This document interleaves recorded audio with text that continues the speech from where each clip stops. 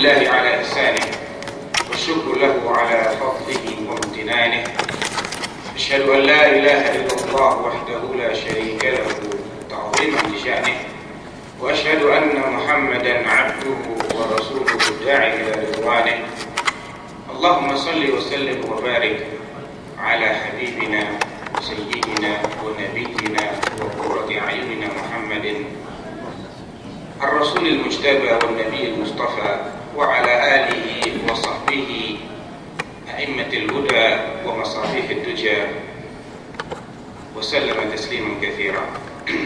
أما بعد، السلام عليكم ورحمة الله وبركاته. Ikhwani fillah yang dimuliakan oleh Allah, tak henti-hentinya kita mengaturkan puji syukur kehadirat Allah Subhanahu wa Ta'ala yang kalaulah bukan karena taufiknya dan nikmatnya, mustahil saya dan antum bisa berada di tempat ini sekarang. Kemudian salawat dan salam semoga senantiasa tercurah kepada panutan kita, teladan kita, orang yang paling kita cintai, yang lebih kita cintai daripada diri kita, anak maupun istri kita sendiri, yaitu Rasulullah Sallallahu Alaihi Wasallam. Dan berangkat dari sabda Nabi, man lam yashkurin nas lam yashkurillah. Orang yang tidak terima kasih, tidak bersyukur kepada manusia, dia tidak akan bisa terima kasih kepada Allah. Maka saya ucapkan jazakallahu khairan, baik kepada panitia yang telah kalang kabut dalam mengurus pengajian ini, maupun kepada Ustaz Al-Mukarram Syafiq Bawazir dan Amuna Ustaz Ahmad bin Muhammad Wakil, maupun kepada antum sekalian yang telah meluangkan waktu untuk datang ke pengajian ini. Mudah-mudahan ini semua dicatat oleh Allah Subhanahu wa Ta'ala dalam timbangan amal soleh kita. Amin. Rasulullah SAW bersabda dalam hadis yang diriwayatkan oleh Bukhari dan Muslim, man salaka tariqan yaltamisu fihi ilman sahhalallahu lahu bihi tariqan ilal jannah. Siapa yang menempuh suatu jalan demi mencari ilmu, dalam rangka mencari ilmu, maka Allah akan memudahkan jalannya menuju surga. Baiklah hadirin sekalian, sebagai mukaddimah, kita tahu bahwasanya kehidupan di dunia ini tidak akan lepas dari satu dari dua kondisi.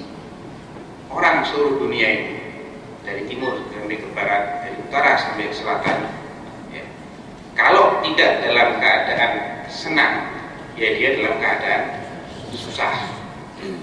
Kalau tidak sedang mendapat nikmat, ya dia sedang mendapat ujian, musibah.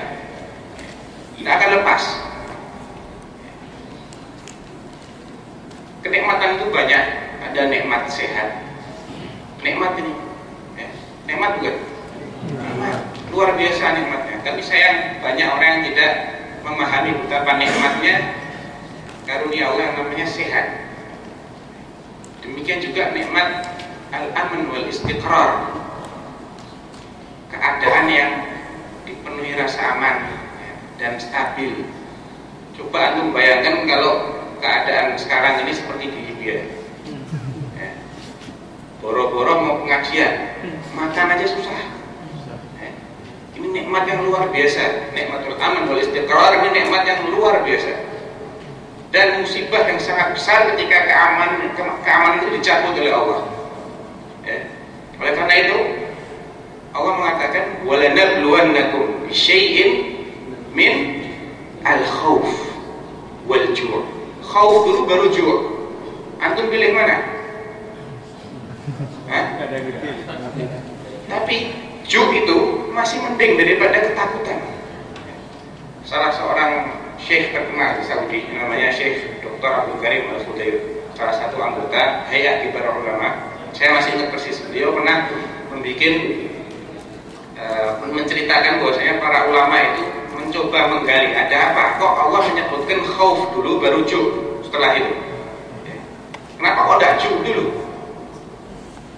Beliau menceritakan ada sebagian ulama yang bikin eksperimen. Bagaimana eksperimennya? Ya, mereka meletakkan seekor domba yang kelaparan dalam satu ruangan. Di depannya diletakkan makanan. Tapi di depannya si domba itu ada seekor serigala yang diikat. Diikat serigalanya. Jadi dia nggak bisa nerekam. Ya.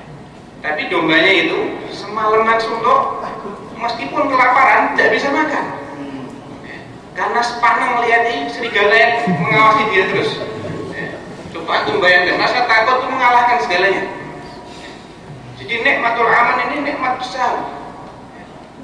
Tidak mungkin kita bisa pengajian seperti ini kalau kondisinya sedang kacau balau. Jadi kita sedang mendapat nikmat, sedangkan saudara-saudara kita di Libya sedang mendapat musibah. Tidak akan lepas kita dari dua hal ini, nikmat atau musibah.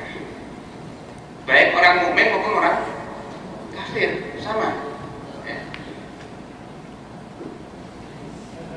Jadi nikmat dan musibah ini dihadapi oleh dua golongan, mukmin dan kafir. Apa ada orang kafir yang susah? Banyak. Meskipun zahirnya mereka itu bergelimang harta, tapi mereka sebetulnya mendapatkan perasaan yang dihantui oleh rasa takut, rasa cemas, depresi. Saya akan bacakan data statistik sekarang ini untuk menggambarkan bagaimana kondisi yang dialami oleh orang-orang kafir yang di mata kita itu bergelimang harta. Menurut data resmi, pendapatan orang Amerika dalam setahun rata-rata ini ya, itu sekitar 46.000 dolar US dollar. Antum kalikan 9.000 berapa itu keluar? Hampir 400 juta setahun ya. Jadi satu bulan berapa kira-kira? Hampir 40 juta dalam sebulan. Luar biasa kan?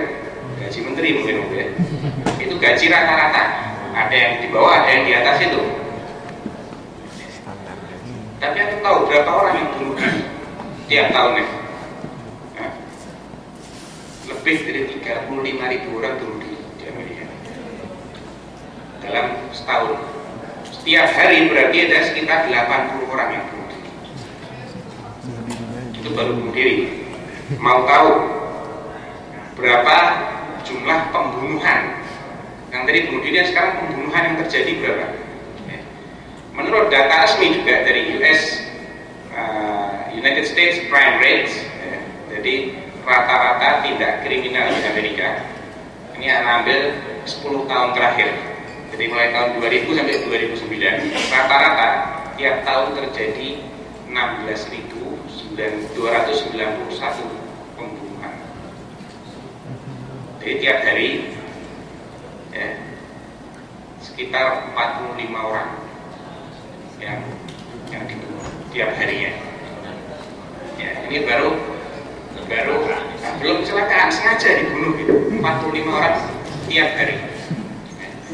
Rata-rata pemerkosaan dalam setahun 92.000, lebih dari 92.000 kali tiap tahunnya.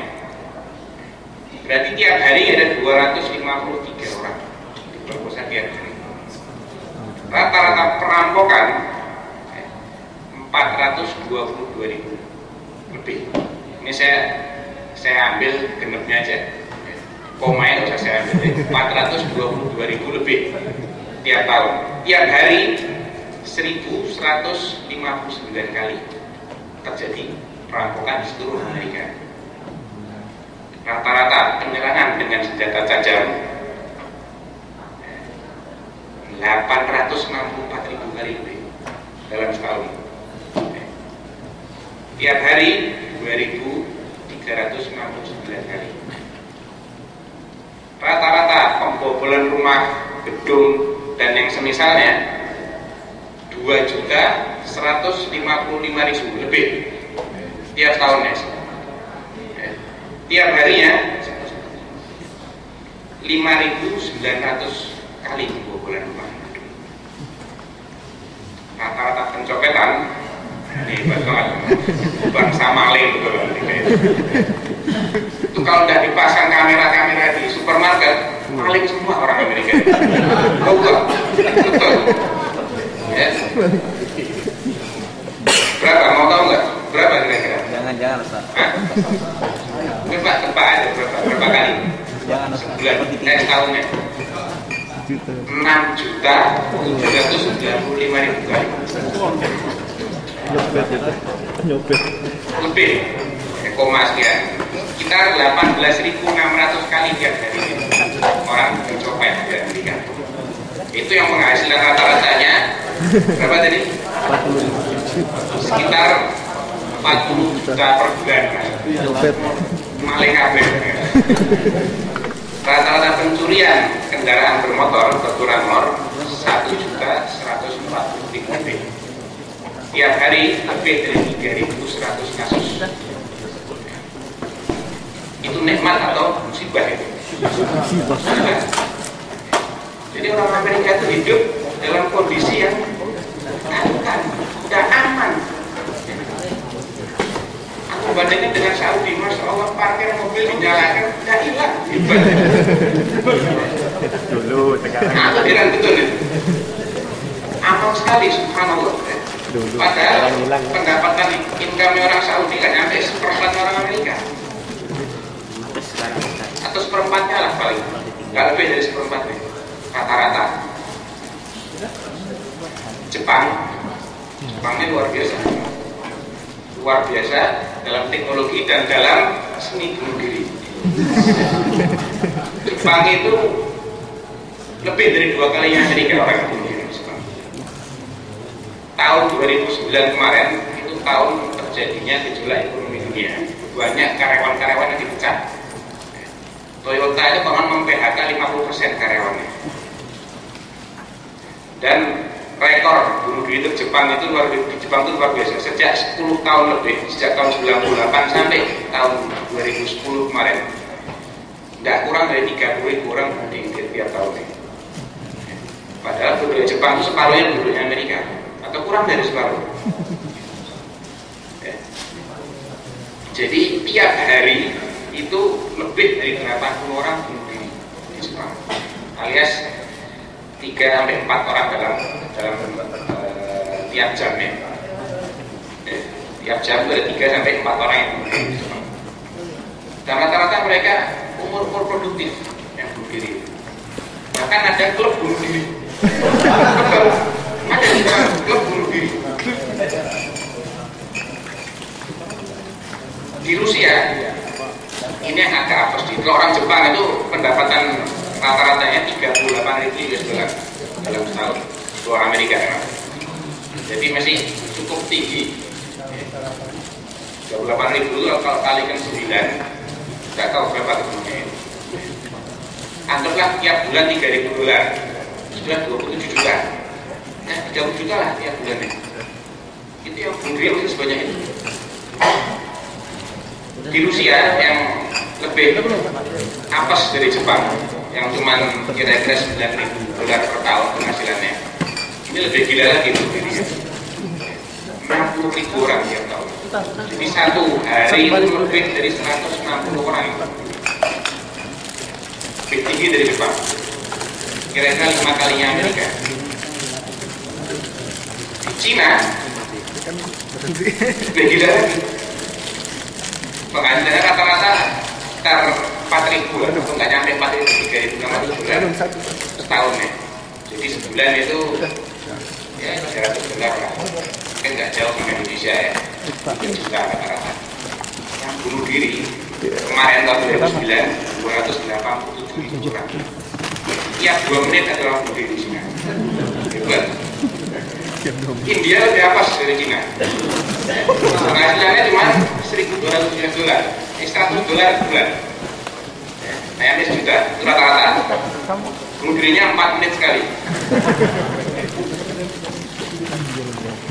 Jadi Indonesia tahun 2007 sampai 2009 memang ada 50.000 orang yang bunuh diri. 3 tahun itu 50.000 orang. Lumayan. Tapi masih jauh lebih bagus dibandingkan India itu dalam tahun 127.000 orang dan rata-rata orang Hindu. Jadi ini menggambarkan orang kafir itu kaya, ya kayak gitu, apes juga kayak gitu. Amerika itu kaya raya. Tapi lihat coba, India itu apes, tapi juga seperti itu. Ini gambaran bagaimana kalau orang kafir menghadapi kenikmatan dan bagaimana kalau mereka menghadapi musibah. Makanya Allah mengatakan, la yaghurrannaka taqallubul ladzina kafaru fil bilad mata'un qalil tsumma ma'wahum jahannam wa bi'sal mihad. Jangan kamu terperdaya dengan tingkah lakunya, sepak terjangnya orang kafir di muka bumi. Wah, Amerika hebat, ya, kekuatan militernya hebat. Kamu tahu yang bunuh diri di tentara Amerika lebih banyak daripada yang dibunuh sama mujahidin. Ya, 120 sekian orang mati bunuh diri, dia takut dia berhasil dibunuh, saya tak bunuh diri aja. Mereka itu begitu. Depresi sedikit, langsung bunuh diri. Pikirannya kalau sudah mati itu enak. Padahal setelah mati lebih berat daripada ketika mereka masih hidup. Orang-orang kafir itu mengira bahwasanya dunia ini segalanya. Kalau mereka kehilangan dunia, kehilangan segalanya. Ada kerjaan yang pertama masih hidup. Itu cara pikirnya orang kafir. La yaghurrannaka taqallubul ladzina kafaru. Jangan kalian terperdaya dengan tingkah lakunya orang kafir di muka bumi. Ada orang kembali dengan kenikmatan yang sedikit. Semua ma'wahum jahannam. Setelah itu tempat mereka di jahannam. Wa bi'sal mihad. Dunia aja tidak bisa mereka nikmati dengan sepuasnya, tidak bisa. Apalagi nanti di akhirat sama sekali tidak ada apa-apa mereka. Dalam ayat yang lain Allah berfirman tentang orang kafir itu hakikatnya seperti apa sih? Seperti binatang, tidak beda. Mereka hidup untuk makan. Dalam ayat yang sangat terkenal sekali Allah mengatakan, innallaha yudkhilul ladzina amanu wa 'amilus solihati jannatin tajri min tahtihal anhar wal ladzina kafaru yatamatta'una wa ya'kulun kama ya'kulul an'am wan naru maswal lahum. Allah menyiapkan jannah yang mengalir bawahnya sungai-sungai bagi orang-orang yang beriman dan beramal soleh. Sedangkan orang-orang kafir mereka akan menikmati dan makan-makan sebagaimana binatang menikmati hidupnya. Tidak lebih dari itu. Syahwat perut dan syahwat kemaluan itu kok. Kalau nggak dapat perut, ya sudah bunuh diri dia. Walladzina kafaru yatamatta'un wa ya'kulun kama ya'kulul an'am. Seperti binatang kalau makan. Seperti itu persis. Wan naru maswal lahum. Dan neraka itu tempat mereka. Pintar memang. Tapi menurut Allah bodoh. Allah mengatakan dalam surat Rum ayat 5 dan 6, wa'adallah la yukhlifullahu wa'dah walakinna aktsara an-nasi la ya'lamun. Itulah janji Allah, dan Allah tidak akan menyelisih janjinya. Akan tetapi kebanyakan manusia tidak mengetahui. La ya'lamun itu bahasa halus, bahasa kasarnya goblok, bandul, bodoh. Siapa orang-orang yang bodoh, bandul dan goblok tadi? Ya'lamuna zahiran minal hayatid dunya wa hum 'anil akhirati hum ghafilun. Justru mereka yang bodoh itu mereka yang pintar, tapi pintarnya ilmu dunia saja, yang zahir saja dari dunia, yang nampak, fisika, biologi, astronomi, ya, biologi dan lain sebagainya, zahir saja. Tapi ilmu akhirat mereka nol, lupa sama sekali, tidak tahu bahwasanya kalau setelah hidup di dunia ini ada kehidupan lain yang itu kekal abadi. Nah, orang-orang yang hanya tahu ilmu dunia tapi lupa ilmu akhirat itu orang-orang dinamakan orang bodoh, orang yang tidak tahu. Orang kafir itu seperti itu. Mereka punya akal yang cemerlang, punya pendengaran, punya penglihatan, tapi tidak dimanfaatkan untuk mengetahui untuk apa sih mereka itu hidup. Makanya seperti binatang, persis. Nah sekarang,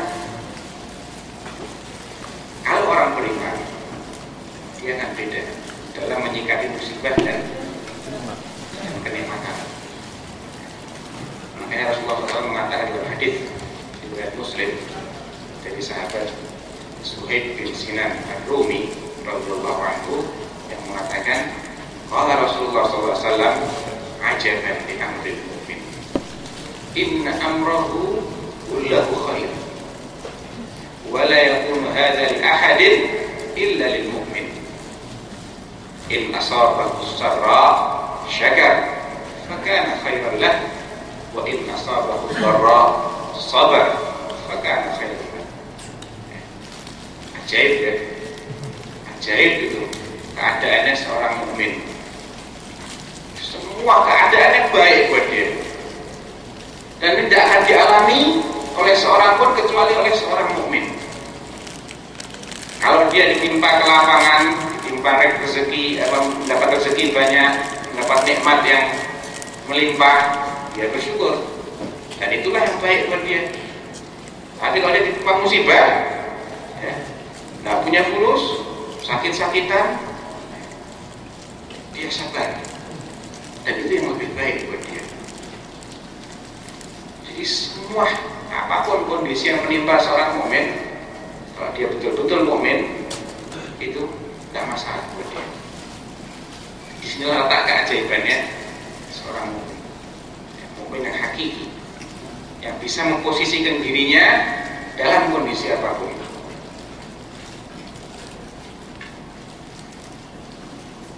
Jadi ini orang yang hasilnya selalu enak, orang yang ajaib itu ini.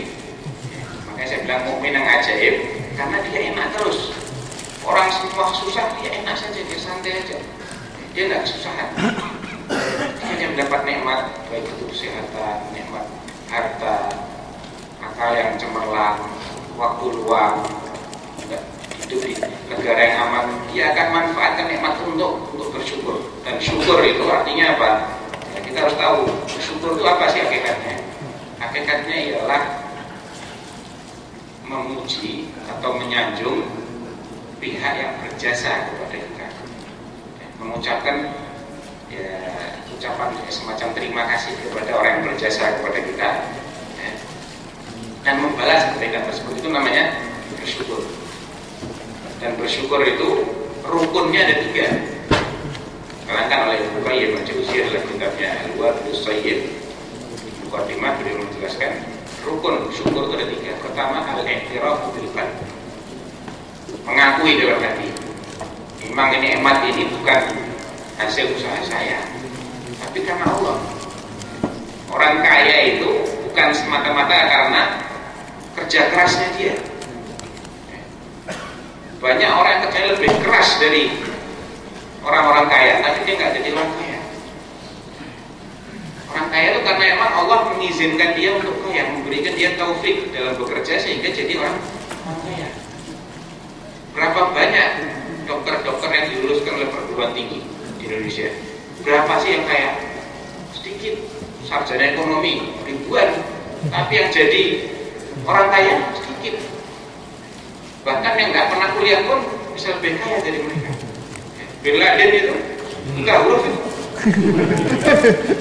Bin Laden itu Syekh Muhammad Awad bin Laden, pendiri Bin Laden Corporation, salah satu syarikat kooperasi besar di dunia, itu huruf itu.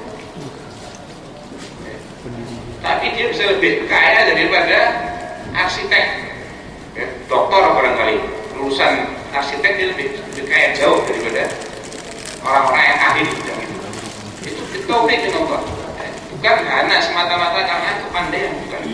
Itu yang pertama. Oleh karena itu Nabiullah Sulaiman bin Daud alaihi wassalam, ketika beliau menyebutkan sebagian di antara nikmat Allah terhadap dirinya, Allah Ta'ala wawaritha Sulaiman Daud wa qala ya ayyuhan nas ulimna mantiqat tayr wa utina min kulli syai' inna hadha lahuwal fadlul mubin. Sulaiman pun mewarisi Daud, artinya bukan mewarisi hartanya, bukan, mewarisi kenabian dan kerajaannya bapaknya yaitu Daud alaihissalam. Karena Daud itu nabi sekaligus raja. Sulaiman juga menjadi nabi sekaligus raja. Dan beliau dia mengatakan faqala ya ayyuhan nas, wahai sekalian manusia, ulimna mantiqat tayr. Kami ini diajari untuk paham bahasanya burung. Wa utina min kulli syai', dan kami diberi segala fasilitas yang diperlukan oleh seorang raja, seorang penguasa. Pasukan ada, manusia ada, jin ada, burung ada, kendaraan ada, punya kuda-kuda dan punya angin. Lebih hebat lagi dari kuda. Kecepatannya perjalanan sebulan ditempuh dengan sekali hembusan pakai angin. Kekuasaan, masya Allah, setan pun tunduk. Bukan cuma jin, setan tunduk sama Nabi Sulaiman alaihissalam. Apa kata beliau? Inna hadza lahuwal fadlul mubin. Ini benar-benar fadl, karunia dari Allah yang nyata. Diakui itu semua. Makanya Allah menambah, ditambah sama Allah. Jadi itu rukun yang pertama, mengakui dalam hati bahwasanya nikmat itu benar-benar dari Allah. Kemudian mengucapkan juga dengan lisan, dengan banyak-banyak bersyukur kepada Allah, mengucapkan alhamdulillah. Wa amma bi ni'mati rabbika fahaddits. Sampaikan, memang ini nikmat dari Allah. Tidak cukup dipendam dalam hati, itu juga harus kita akui secara lisan.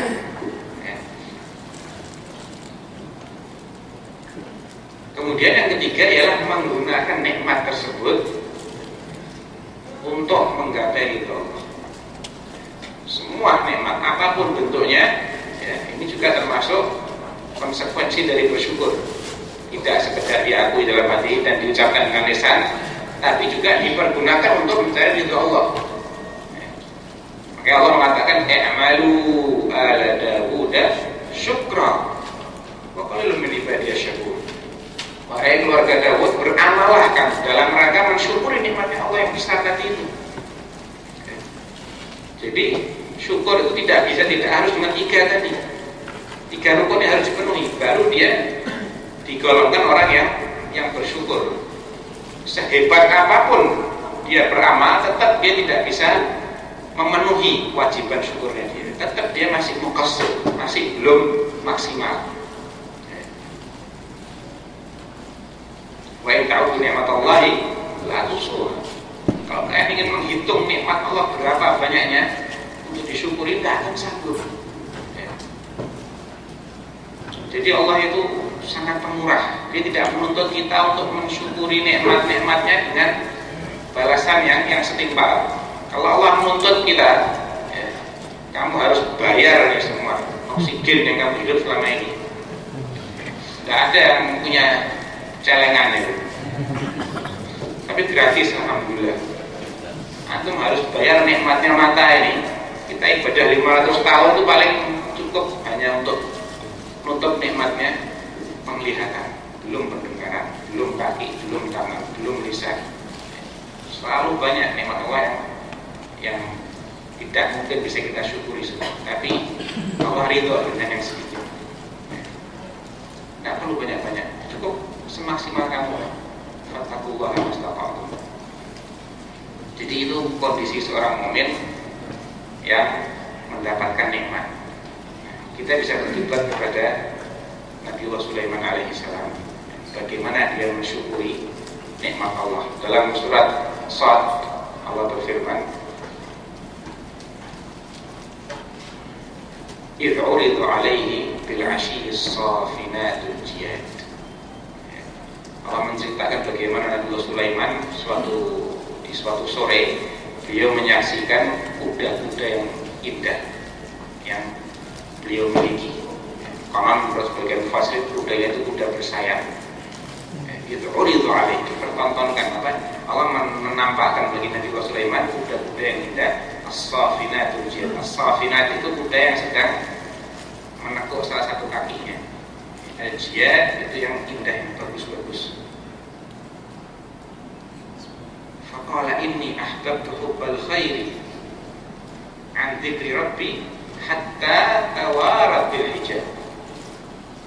Saking asyiknya Nabi Sulaiman menyaksikan kuda-kudanya itu, beliau lupa belum sholat asar sampai matahari tenggelam. hatta tawarat bil hijab, artinya tenggelam matahari. Faqala rudduha alayya, kembalikan ke kuda-kuda itu. Faqafiqa mashan bis-suq wal a'maq, maka segeralah dibantai itu kuda, dipotong lehernya dan betis-betisnya. Ini penafsiran yang rajih. Ada sebagian mufassirin yang menafsirkan mashan itu diusap-usap, tapi nggak cocok sama konteksnya. Ibnu Jarir merajihkan pendapat yang kedua ini, tapi dibantah oleh Ibnu Katsir, oleh Asy-Syaukani. Yang lebih rajih ialah bahwasanya mashan bis-suq wal a'maq itu bukan musah tapi memotong. Karena apa? Karena kuda-kuda ini hartanya melalaikan beliau dari sholat asar. Ibaratnya sekarang orang punya koleksi mobil Rolls Royce, Ferrari, Mercedes, lagi asik lihat koleksinya, dia lupa akal asar. Ada yang berani merusak mobilnya. Karena juga Sulaiman dia kayak eman-eman, dibantai itu kuda-kuda. Jadi ini bikin saya telat sholat asar. Harta ini melalaikan saya dari sholat sekali saja. Kalau kita Allah Ghafurur Rahim kan cuma sekali, nggak apa-apa, sayang kalau mobilnya kita hancurkan. Dia emang Allah nggak dulu kamu menghancurkan mobil, cuman saya ingin memberikan permisalan bagaimana seorang nabi yang demikian hebat kekayaan itu, ya, ketika kekayaannya melalaikan dia dari Ridho, dibantai. Tapi hasilnya lebih hebat dari itu. Allah menggantinya dengan yang lebih hebat dari itu. Dalam beberapa ayat berikutnya Allah mengatakan fasakharna lahu riha tajri bi amrihi haitsu asab. Maka setelah dia membantai kuda-kudanya itu, kendaraannya apa sekarang? Gampang, jangan khawatir. Man taraka syai'an lillah awwadallahu khairan minhu, kata Rasulullah. Orang yang meninggalkan sesuatu karena Allah, demi keridhaan Allah, Allah akan mengganti dengan lebih baik, diganti dengan yang lebih hebat dari kuda. Kalau naik kuda itu sebulan, naik angin sehari, setengah hari sebenarnya. Wali Sulaiman ar-riha uduha syahrun wa rawahuha syahrun. Dan kami berikan angin bagi Sulaiman, angin yang berhembus dengan enak, dengan perintahnya dia. Hebat dan naik angin. Angin, kendaraannya angin. Apa ada orang sekarang punya kendaraan angin? Tidak ada. Mobil masih bisa macet, angin tidak bisa macet. Wuduha syahr, sekali bertiup sama dengan jalan tempuh sebulan. Jadi satu hari itu PP itu sama dengan kalau 2 bulan naik kuda. Naik angin cuma sekali hembus, nyampe hembus lagi pulang sorenya. Wuduha syahr, warwahuha syahr. Itu sebagai ganti karena tindakan Nabi Sulaiman yang menyikapi kuda-kudanya tadi itu dengan sikap yang seperti itu. Nah, ini salah satu contoh orang yang bersyukur. Jadi 3 rukun tadi jangan sampai kita lupa. Kemudian kita harus tahu fadilah syukur itu apa saja sih? Apa keuntungan ya, yang kita dapatkan kalau kita itu bersyukur? Pertama, di antara fadilah syukur adalah syukur itu adalah akhlaknya para nabi. Ya, Allah mengatakan, "I'malu ala Dawud syukra." Jadi beramallah keluarga Dawud dalam rangka bersyukur. Dalam ayat yang lain Allah mengatakan nama Nabi Ibrahim alaihissalam, "Inna Ibrahim kana ummatan qanitan lillahi hanifa walam yakun minal musyrikin syakiran li an'amihi." Ibrahim adalah seorang umat yang sendirian, umat dalam artian imam. Qanitan lillah, yang tunduk patuh kepada Allah, hanifan yang lurus, ada di atas tauhid, tidak menyimpan kepada kemusyrikan. Walam yakun, tidak pernah sedetik pun menjadi orang musyrik. Ayat berikutnya syakiran ya, dia sangat mensyukuri nikmat-nikmat Allah atas dirinya. Demikian juga Nabiullah Nuh alaihi salam. Dalam surat Al-Isra Allah mengatakan, "Dzurriyyatan man hamalna ma'a Nuh innahu kana 'abdan syakura." Hamba yang sangat banyak bersyukur. Demikian juga Nabiullah wa Rasulullah Muhammad sallallahu alaihi wasallam dalam hadis muttafaq alaih, Diriwayatkan oleh Abu Hurairah bin Syu'bah dan Aisyah radhiyallahu anhuma, mereka berdua melihat Rasulullah itu betisnya kok pecah-pecah, kok terlalu sering qiyamul lail Rasulullah, kan engkau sudah diampuni dosa-dosamu yang telah lalu dan yang akan sudah diampuni, kok masih sekuat itu ibadahnya. Apa kata beliau? Afala akunu 'abdan syakura. Lah kenapa kok saya enggak boleh menjadi hamba yang banyak bersyukur? Kan sudah pantas kalau saya bersikap seperti itu terhadap nikmat-nikmat Allah ini. Jadi syukur akhlaknya para nabi. Yang kedua, syukur adalah tujuan penciptaan manusia. Ibadah kita itu dalam rangka mensyukuri sebenarnya. Semua ibadah kita yang kita lakukan itu dalam rangka mensyukuri nikmat Allah. Allah berfirman dalam surat An-Nahl,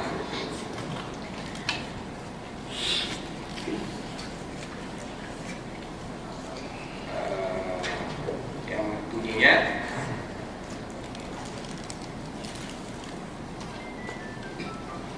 apa namanya?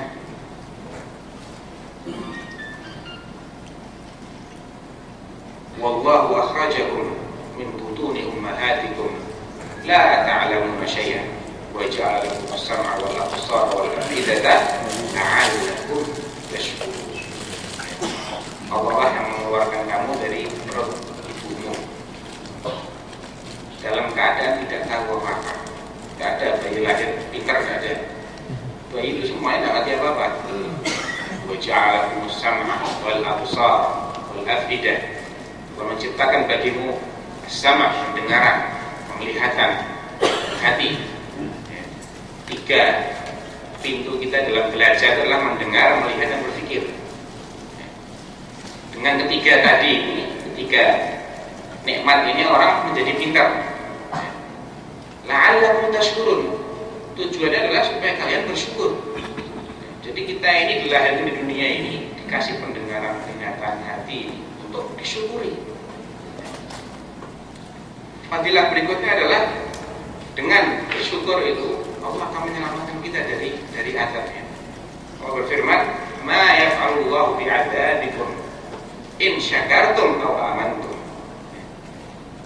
Apa faedahnya Allah menyiksa kalian kalau kalian itu bersyukur dan beriman? Artinya syukur dan iman ini termasuk penyelamat manusia dari azab Allah. Kemudian syukur itu akan menambah nikmat. La in syakartum la azidannakum. Allah menegaskannya dengan dua harf takkid, lam takkid dan nun takkid. La azidannakum. Pasti akan kami tambah nikmat bagi kalian. Jadi apa namanya, itu mengenai kondisi seorang mukmin yang pertama, itu dia mendapatkan nikmat. Dan nikmat itu macam-macam, jadi sudah saya sebutkan, baik berupa kesehatan, penglihatan, pendengaran, hati, lisan, kondisi yang aman, kelapangan rezeki. Ini semua harus kita syukuri dan kita pergunakan semaksimal mungkin untuk mencari keridhaannya Allah. Dan kita harus tahu sebesar apapun amal kita ini masih belum maksimal. Itu harus diingat. Jangan sekalipun kita punya pikiran kita berjasa sama Allah. Alhamdulillah. Jangan seperti orang-orang Arab Badui itu, yamunnuna 'alaika an aslamu. Mereka membanggakan keislaman mereka kepadamu ya Muhammad. Qul la tamunnu 'alayya islamakum, balillahu yamunnu 'alaikum an hadakum lil iman. Jangan kamu bangga-bangga jadi orang beriman. Yang lebih patut untuk bersikap bangga itu adalah Allah, yang telah memberi kamu hidayah. Kalau kamu beriman itu kepentinganmu, bukan kepentingan Allah. Allah tidak butuh sama sekali dengan adanya orang beriman di muka bumi. Percaya enggak?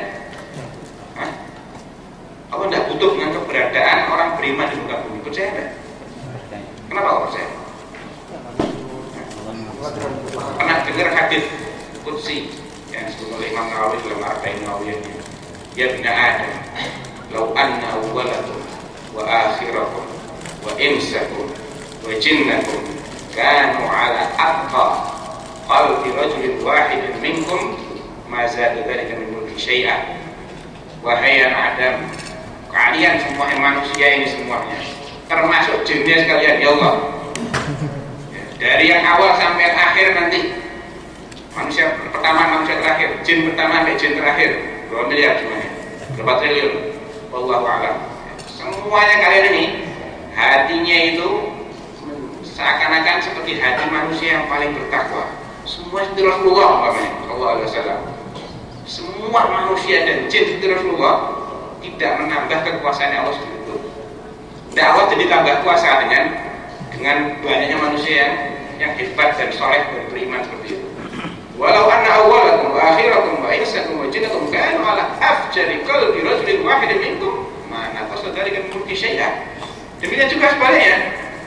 Kalau kalian semuanya ini, manusianya, jinnya yang pertama sampai yang terakhir, hatinya ini jahat semua, wafir yang luar biasa seperti Fir'aun semua, tidak mengurangi kekuasaanmu sedikit pun.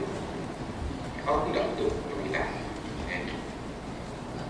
Dalam Al-Imran ayat 96 ketika Allah mewajibkan kita untuk haji, Allah mengatakan, walillahi 'alan nasi hajjul bait man istata'a ilaihi sabila wa man kafara fa innallaha ghaniyyun 'anil 'alamin. Allah mewajibkan haji pada sekalian manusia ini yang beriman di antara mereka, bukan semua orang, yang beriman dan dia mampu menempuh perjalanan haji itu. Wa man kafara, tapi kalau ada yang ingkar, ada yang kafir, tidak mau nurut, disuruh haji, tidak mau haji, maka Allah itu maha tidak butuh terhadap alam semesta. Tidak cuma kita, alam semesta Allah tidak butuh. Tidak butuh sama langit, tidak butuh sama bumi, tidak butuh sama malaikat, tidak butuh sama jin, tidak butuh sama arsy-Nya sekalipun, tidak butuh. Allah menciptakan itu semua bukan karena Allah butuh, tidak. Bukan karena Allah itu perlu, tidak. Tapi karena ada hikmahnya. Jadi beda. Menciptakan karena kebutuhan dengan menciptakan karena hikmah lain. Itu harus kita ingat itu. Jangan sekalipun kita merasa punya celengan. Saya kan sudah sholat di Masjidil Haram selama 10 tahun kali 5 waktu kali 365 hari kali 100.000. Coba berapa celengannya? Ya kalau sekali-sekali saya tidak ke masjid ya nggak apa-apa. Sudah cukup banyak, masa yang banyak-banyak itu tidak bisa menutupi. Ada orang yang seperti itu, ada orang yang kerjaannya ngiming-ngimingi terus, orang diiming-ngimingi fadhil amal, dia lupa bahwa dengan syirik itu semua batal. Tidak pernah diajari syirik. Ya maksudnya diajari bagaimana syirik itu. Hati-hati, ini syirik, ini bisa membatalkan semua fadilah yang kamu lakukan sejak kamu lahir. Tidak pernah diajari, ini sudah salah. Orang itu jangan diiming-imingi terus, dia juga harus diingatkan. Ya, Rasulullah itu tidak cuma basyir, tapi juga nadir. Basyiran wa nadir. Bahkan nadirnya dulu, sebelum dikasih kabar gembira, diingatkan dulu. Buat apa orang beramal kalau ternyata dia dalam keadaan syirik? Tidak bisa kalau itu didua, tidak bisa. Paling tidak bisa kalau didua. Ana azna syuraka wa nisyirk. Saya paling tidak bisa dijadikan tandingan. Kalau ada yang beramal dan saya dijadikan ada tandingan lain, tak tinggal pen. Saya tidak perlu sama sekali dengan amalan yang mengandung syirik. Jadi besar apapun, sehebat apapun kita bersyukur, ya, yakinlah bahwa syukur Anda itu belum apa-apa. Itu harus kita ingat.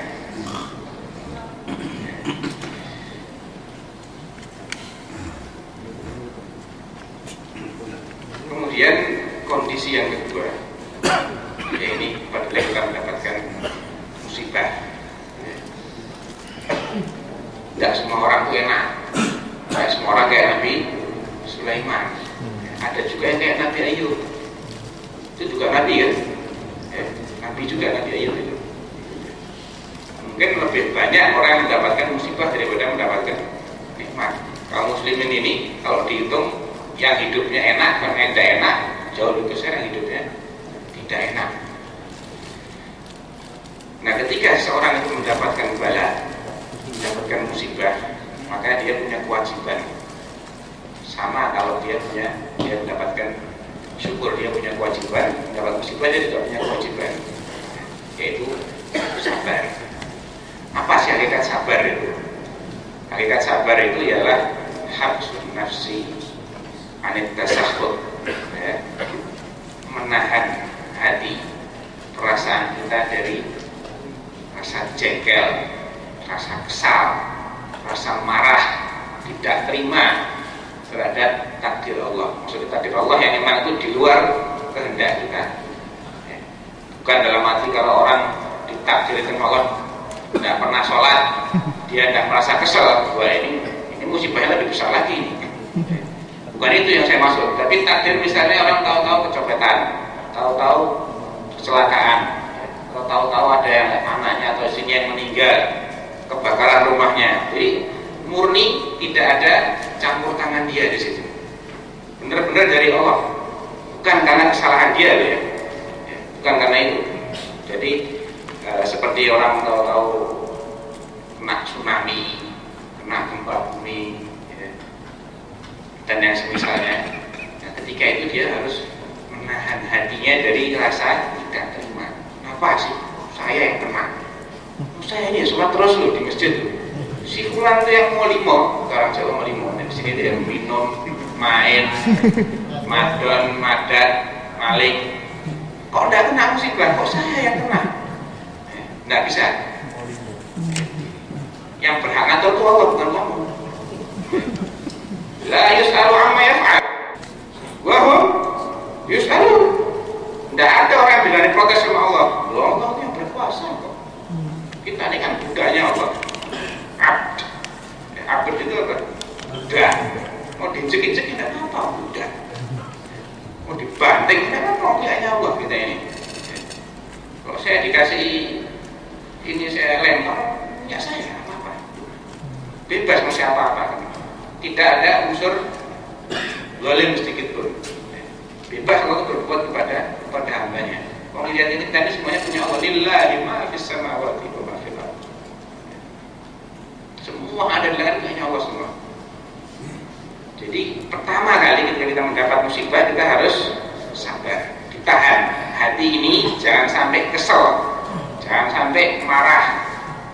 Sedih boleh, mengharapkan tidak kena itu boleh, tapi jangan marah dengan musibah itu. Jangan merasa Allah itu kemudian menzalimi dia.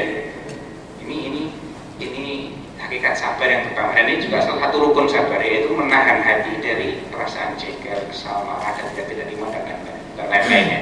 Yang kedua ialah menahan lisan dari banyak berkeluh kesah. Kecopetan sekali aja diceritakan kemana-mana. Ya ketemu orang sudah habis kecopetan. Dan makanya dia bisa kembalikan fulusmu. Tidak bisa loh. Nah ini menunjukkan dia tidak sabar. Jadi kalau orang terkena musibah itu jangan terus mengeluh, terus enggak. Cukup katakan innalillahi wa inna ilaihi raji'un. Memang kita ini punya Allah. Lisan kita tahan.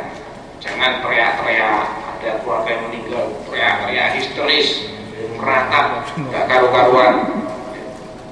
Atau kalau dulu zaman jahiliyah mengatakan al-wail was-subur, celaka ini. Kalau sekarang mungkin ngomong-ngomong kotor, ya, serempet orang, wah dasar loh. Ini juga sama. Orang Jawa mungkin misuh-misuh biasanya, ya, ngomong kotor. Surabaya juga istilahnya itu. Ini semua menunjukkan ketidaksabaran. Kalau kita masih kayak gitu, berarti Anda masih belum sabar. Ya. Rugi malah. Sudah kena mau pergi, tidak bisa lagi aku mau misuh-misuh, tetap hilang duitnya. Sudah disempet, mau apa? Percuma kok. Marah-marah apa bisa diundur lagi, di replay, tidak bisa kan? Sudah terjadi itu. Yang ketiga, menahan anggota badan dari tindakan-tindakan yang menafikan kesabaran. Gebrak meja, banting pintu, lempar piring, ya, dan lain-lain. Kalau dulu nyopek-nyopek baju, nampar-nampar pipi, ya. Sekarang pun masih ada kayak gitu. Orang-orang Syiah itu mereka meratapi kematian Husain dengan cara-cara seperti itu. Jelas orang-orang jahiliyah. Yang dilarang justru mereka hidupkan kembali. Subhanallah. Itu hakikat sabar. Jadi menahan hati, lisan dan anggota badan dari hal-hal yang menafikan kesabaran. Adapun, kemudian Ibnu Qayyim dalam Al-Wadul Sayyid tadi menjelaskan kenapa kok kita disuruh sabar. Kita harus tahu bahwasanya ketika Allah menimpakan bala musibah kepada hambanya, itu bukan karena Allah ingin mencelakakan hambanya, sama sekali bukan karena itu, tapi untuk menguji bagaimana ubudiahnya si hamba ini dan bagaimana kesabarannya dia.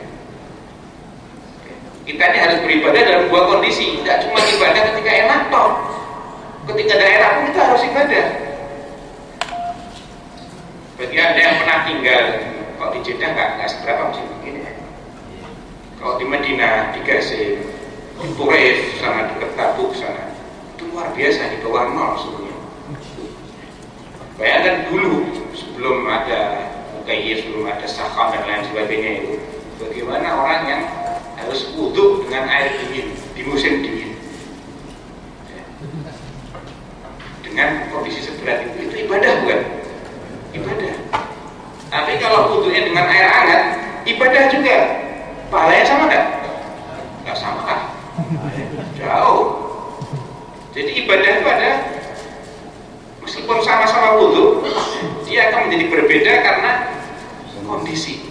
Ketika ini ibadah dalam keadaan sangat-sangat berat, lebih layak disebut sebagai musibah. Waduh, dingin-dingin, subuh-subuh, aku kan airnya dingin, tidak ada pemanas, saya harus wudu, tidak boleh tayamum, kecuali kalau sampai dalam taraf mungkin dia sakit baru dia tayamum. Jadi kalau masih ada air dia masih bisa, dia harus wudu. Hanya Allah ingin menguji sejauh mana kamu itu tunduk betul-betul taat sama Allah. Kalau orang punya istri cantik, masih muda lagi, kemudian dia gauli, dia kasih nafkah, ibadah kan? Ibadah ya, apalagi dia baru terima gaji. Tapi kalau istrinya kurang cantik, penghasilannya pas-pasan, dikasih nafkah juga, ibadah nggak? Besar mana pahalanya? Besar yang kedua. Karena yang pertama itu antum ini menggauli dengan syahwat, karena cocok sama keinginan kita. Tapi yang kedua ini sedikit terpaksa. Nah yang kedua ini lebih besar pahalanya, lebih besar. Jihad juga begitu. Kutiba alaikumul qitalu wa huwa kurhun lakum. Tak ada orang senang suruh perang. Tidak ada, meskipun hitungannya kamu bisa menaklukkan perempuan cantik-cantik gitu. Iya, tapi kalau mati percuma saya dapat perempuan mati. Dapat gelar pahlawan tapi anu merta. Ya, sudah mati baru dapat gelar. Ya percuma. Diangkat sebagai pahlawan tapi sudah mati dulu, percuma. Tidak ada faedahnya. Di jihad itu pada dasarnya tidak disukai oleh manusia. Wah, kurhun lakum bahasa. Takfuru syai'an wa huwa khairul lakum wa santibu syai'an wa huwa syarrul lakum wallahu ya'lam wa antum la ta'lamun. Jadi Allah itu menguji kita, menimpakan bala bukan demi menghancurkan kita sama sekali, tapi demi mengetes, menguji kesabaran kita ini seberapa. Alif lam mim ahasiban nasu an yaqulu amanna wa hum la yuftanun. Alif lam mim, orang itu mengira kalau mereka sudah bilang kami sudah beriman ya Allah, saya ini mukmin loh, saya mukmin ini KTP saya agama Islam, saya pakai peci, saya pakai thawb, pelihara jenggot, celananya cingkrang, saya kan orang Islam tadi. Sampai situ saja, wa hum la yuftanun, tanpa diberi fitnah, tanpa diberi ujian, tidak bisa. Apa bedanya orang yang benar-benar dengan yang sekedar ngaku? Kalau kedua dia tidak pernah diuji, sama, tidak ada bedanya. Jadi ujian itu akan membedakan, menyaring siapa yang benar-benar mukmin dan siapa yang hanya ngomong doang. Jadi Itu penting kita pahami. Musikan itu bukan untuk menstakan, tapi untuk memuji. Kemudian Ibnu Qayyim menjelaskan orang yang benar-benar menjadi hamba Allah dalam dua kondisi tadi, kondisi senang maupun susah, maka dialah orang-orang yang diberi kecukupan sama Allah. Alaihi sallallahu bikafin abda.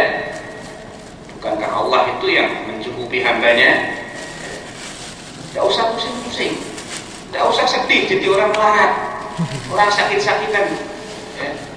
Tidak usah sedih. Kalau kita benar-benar beribadah, benar-benar menjadi hamba Allah yang sejati, dalam kondisi apapun jangan sedih. Allah akan mencukupi kita. Semakin hebat ibadah kita, semakin hebat juga Allah mencukupi kita. Al-kifayatul tammah ma'al ubudiyatul tammah wan naqisah ma'an naqisah. Kifayahnya Allah itu, kecukupannya Allah itu akan semakin sempurna dengan semakin sempurna ibadah kita. Tapi kalau kita setengah-setengah, Allah juga setengah-setengah. Makanya orang-orang yang betul-betul menghambakan dirinya kepada Allah, ketika dia mau mati, para malaikat yang mengerumuni dia, yang menyertai malakul maut itu mengatakan, innal ladzina qalu rabbunallah tsumma istaqamu tatanazzalu alaihimul malaikah. Yani inda sakaratul maut. Dalam hadis Al-Bara' bin Azib, Rasulullah mengatakan, innal mu'mina idza hadara al-maut, seorang mukmin itu apabila menghadapi kematian, maka malaikat maut akan duduk di samping kepalanya dan dikelilingi oleh para malaikat yang menyertai dia, supporternya malaikat maut. Itu banyaknya sejauh pandangan matanya dia. Dia melihat malah isinya malaikat semua, tapi yang lihat cuma yang bersangkutan, kita nggak bisa lihat. Dan muka mereka pun enak-enak untuk dipandang, berseri-seri, pakaiannya indah. Mereka membawa kain yang dibubuhi wangian surga, yang sangat lembut kainnya itu. Tatanazzalu alaihimul malaika. Para malaikat tadi itu mengatakan, la takhafu wa la tahzanu, jangan takut, ya. La takhafu wa la tahzanu, jangan kamu sedih, jangan takut menghadapi apa yang akan datang setelah kematian, dan jangan sedih meninggalkan dunia. Kamu meninggalkan anak istri, jangan sampai menafkahi mereka, jangan sedih, jangan dipikir, Allah mencukupi mereka. Umar bin Abdul Aziz rahimahullah, salah seorang khalifah Bani Umayyah yang terkenal dengan kezuhudannya itu, ketika mati beliau hanya meninggalkan warisan yang tidak ada artinya. Kalau nggak salah cuma 400 dirham, anaknya banyak. Tapi subhanallah, tidak lama kemudian salah satu anaknya itu yang warisannya cuma segitu, itu bisa menyumbangkan 100 ekor kuda untuk jihad. Kalau nilai kuda, kalian berapa nilai kuda itu? Mahal. Ya. Kalau 1 ekor 3.000 real aja, kali 100 berapa?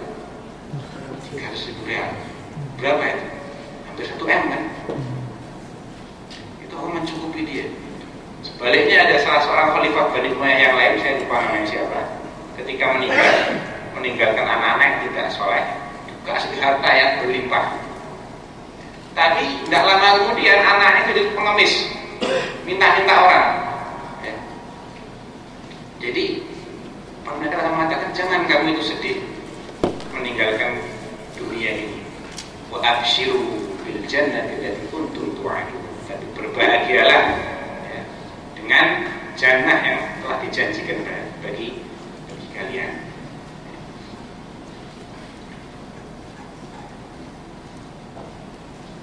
Jadi itu salah satu buah manis dari bersyukur. Buah manis berikutnya adalah orang yang sudah bersyukur hebat itu, yang bisa mensyukuri Allah dan bisa sabar menerima musibah Allah, dia akan terjaga dari godaan setan. Artinya dia dapat pelindungan sama Allah. Tidak mudah untuk ditaklukkan sama setan. Inna ibadi laisa laka alaihim sultan wa kafa bi rabbika wakil. Hamba-hambaku yang sejati itu, kamu ya iblis tidak bisa menguasai mereka, kecuali dalam 1 atau 2 kesempatan saja yang jarang, yaitu ketika si hamba ini lengah, baru iblis itu masuk. Atau ketika dia itu sedang syahwat menggelora, baru iblis itu masuk. Atau ketika sedang memuncak kemarahan tapi dalam mayoritas atau sebagian besar keadaannya dia terjaga dari godaan setan. Apa fadhail atau keutamaan sabar? Supaya kita ini tertarik untuk sabar, kita harus diiming-imingi, ya kan? Kalau kita nggak tahu apa sih fadilahnya sabar, buat apa sih sabar? Salah satu fadilah sabar adalah sabar itu termasuk amal soleh yang tak terhingga pahalanya. Banyak amalan-amalan yang pahalanya ditentukan sama Allah, tapi sabar itu tidak pakai ukuran. Innama yuwaffas sabiruna ajrahum bighairi hisab. Pahalanya orang-orang yang sabar itu akan ditunaikan oleh Allah tanpa hitungan. Orang tidak akan bayangkan dia mendapat pahala yang demikian besar melalui kesabaran ini, tidak bisa dibayangkan. Wa basyyiris sabirin. Bimana mubasysyir? Beri kabar gembira orang yang sabar. Kabar gembiranya apa ya Allah? Tidak dikasih tahu sama Allah. Sengaja, karena emang tidak ada ketentuannya, tidak pakai hisab. Itu salah satu fadilah sabar. Fadilah yang berikutnya adalah sabar itu adalah kunci kemenangan. Rasulullah mengatakan dalam hadis yang sahih, wa'lam anna nasra ma'as sabr. Dalam ayat Al-Anfal, iyyakum minkum 20 sabirun yaghlibu mi'atain wa iyyakum minkum alfun yaghlibu alfain bi'idznillah. Kalau ada 200 orang saja di antara kalian yang sabar, kalian bisa mengalahkan 10 kali lipatnya. 20 orang bisa mengalahkan 200. 100 bisa mengalahkan 1000 orang karena sabar. Kita perhatikan betul perang Badar, berapa perbandingannya? 1:3. 313 atau 314 lawan sekitar 900 sampai 1000 orang. Siapa yang menang? Kaum muslimin. Perang Uhud, kaum muslimin bisa bertahan melawan 3.000. Perang Khandaq itu hanya sekitar 2.000 kaum muslimin di Madinah, musuhnya lebih dari 10.000. Tetap menang. Perang Mu'tah yang ketika itu ada 3 orang sahabat Nabi yang terbunuh, yaitu Zaid bin Harithah, kemudian Ja'far bin Khalid dan Abdullah bin Rawahah. Itu musuhnya 30 kali lipat. 3.000 orang melawan 100.000 orang Persia. Bayangkan, menang. Karena apa? Sabar. Mereka yang kecil ini tabah dalam menghadapi Rasulullah. Jadi sabar itu adalah kunci kemenangan. Allah juga mengatakan bahwasanya salah satu fadilah sabar adalah dengan sabar itu seorang akan menjadi imam fiddin. Wa ja'alnahum a'immatan yahduna bi amrina lamma sabaru wa kanu bi ayatina yuqinun. Kami jadikan mereka, yaitu Zakaria, Yahya, para nabi itu a'immatan yahduna bi amrina. A'immatul huda, imam-imam dalam hidayah, tokoh-tokoh yang agung dalam agama ini. Kenapa? Lamma sabaru. Karena mereka itu berhasil sabar, wa kanu bi ayatina yuqinun. Dan mereka itu yakin terhadap ayat-ayat kami. Itu salah satu fadhail sabar. Dan masih banyak, cuman tidak mungkin kita rinci satu persatu. Kalau antum mau tahu silahkan baca bukunya Ibnu Qayyim, Idatus Shabirin. Itu tentang sabar. Tebel bukunya, silahkan baca itu. Kemudian maratibus sabr, tingkatan-tingkatan sabar, mulai dari yang paling ringan sampai yang paling berat. Ada 3, juga dijelaskan oleh Ibnu Qayyim. Yang pertama adalah as-sabru billah. As-sabru billah itu apa artinya? Artinya sabar dengan minta kepada Allah supaya dijadikan orang sabar. Wasbir wa ma sabruka illa billah. Sabarlah kamu, dan kesabaranmu itu hanya bisa tercapai kalau kamu minta tolong kepada Allah. Jadi sabar billah ini artinya sabar karena dibantu oleh Allah. Sabar yang didapatkan dari pertolongan Allah yang menyadarkan diri kita. Jadi dengan berdoa kepada Allah supaya diberi kesabaran. Yang kedua adalah as-sabru lillah, sabar karena Allah, demi Allah. Karena artinya apa? Yang mendorong kita untuk sabar itu karena kita mencintai Allah, karena kita ingin mendapatkan keridhaan Allah, karena kita ingin bertakarub kepada Allah, bukan demi menunjukkan bahwa kita ini orang yang tahan banting dengan orang. Bukan. Saya tak sabar-sabar kan, tadi bilang cengeng, tak sabar-sabarkan aja lah. Saya tidak mau nangis depan orang, malu saya bilang orang tak sabar. Nah ini lain. Meskipun dia tabah, tapi yang kedua itu ada pahalanya. Kalau yang sabrulillah itu betul-betul motivasinya karena mencari ridhonya Allah, karena dia itu cinta sama Allah. Saya sabar karena yang uji ini dan yang demikian baik sama saya. Allah itu lebih pengasih daripada ibu kandung kita. Dalam hadis yang sahih riwayat Bukhari, Rasulullah pernah menunjukkan kepada para sahabatnya seorang wanita yang mencari-cari bayinya di tengah korban perang. Dia cari-cari, dia kehilangan anaknya. Begitu dapat langsung disusuni itu anak. Saking senangnya si ibu ini, saking kesiannya dengan si bayi itu, langsung disusui. Apa kata Rasulullah? Ara'aitum hadhil mar'ah tadrif waladaha finnar. Bagaimana menurut kalian? Mungkin enggak si ibu ini mencampakkan anaknya dalam neraka setelah didekap di buayannya itu? Wah, enggak mungkin Rasulullah. Gila apa? Enggak mungkin. Kalau Allah arhamu bi ibadihi min hadihi bi waladiha. Allah itu lebih sayang lagi terhadap hambanya daripada ibu ini terhadap anaknya. Jadi kalau Allah menimpakan musibah itu, kita harus ingat bahwa Allah itu sangat sayang sama kita. Bukan karena Allah itu benci sama kita, bukan karena Allah itu ingin mencelakakan kita, enggak.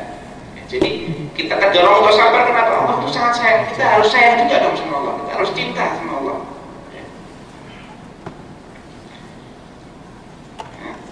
Itu as-sabr lillah. Tingkatan yang kedua lebih susah dari yang pertama.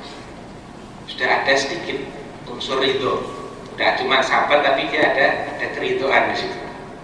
Sabar ini minimal, ini yang wajib. Kalau ridho itu sunnah hukumnya, tidak wajib. Tapi itu sunnah, dianjurkan.